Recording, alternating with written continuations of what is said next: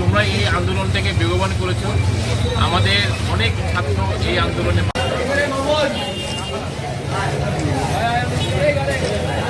অগস্টের ছাত্র জনতা কর্তৃক এবং বাংলাদেশের আপামর সাধারণ জনসাধারণ কর্তৃক যে গণ অভ্যুত্থান হয়েছিল, সেই অভ্যুত্থানের সুফল যাতে সকল ধর্ম, বর্ণ, জাতি নির্বিশেষে সকল মানুষ যাতে ভোগ করতে পারে, সেই উদ্দেশ্যেই আমরা আজকে সকাল থেকে আমরা আমাদের রেগুলার পুলিশিং প্র্যাকটিসিং শুরু করেছি।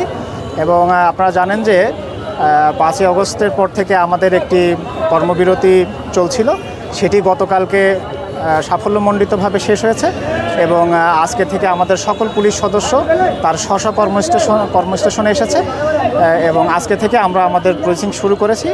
এবং পজিটিভভাবে আমরা দেখেছি, আমরা একটি দায়িত্বশীল সংগঠন হিসেবে বাংলাদেশ জামাত ইসলামীর সংগ্রামী আমির জননেতা ডাক্তার শফিকুর রহমান সাহেব আপনারা দেখেছেন ঘোষণা দিয়েছেন দেশব্যাপী। আমরা আমাদের দলীয় সদস্যদেরকে বলেছে, সকল জনশক্তিকে বলছে সর্বপর্যায়ে জনগণের জানমালের নিরাপত্তার জন্য কাজ করার জন্য, মাঠে ভূমিকা পালন করার জন্য। আমরা পূজা মণ্ডপ পরিদর্শন, সরকারি সম্পত্তি বিশেষ করে জেলখানা, এসপি অফিস, ইউনো অফিস, থানা, ভারপ্রাপ্ত কর্মকর্তা কার্যালয় সহ সরকারের গুরুত্বপূর্ণ স্থাপনাগুলিতে আমরা পাহারা দিয়ে রেখেছি দীর্ঘদিন এবং এখনও আমাদের ভাইয়েরা পাহারারত অবস্থায় আছে।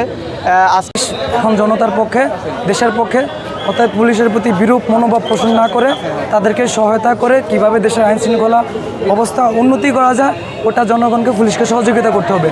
এবং আমরা যারা ছাত্র আছি বা সাধারণ জনগণ আছে যারা এই বিপ্লবকে সফলতার রূপদান করেছে, তাদেরকে এটা বুঝতে হবে যে পুলিশ ছাড়া আমাদের আইন শৃঙ্খলা রক্ষা করার নিয়ন্ত্রণ করা সম্ভব না। সবাইকে একসাথে কাজ করার আহ্বান জানানো ছাত্র জনতা পুলিশ সবাইকে।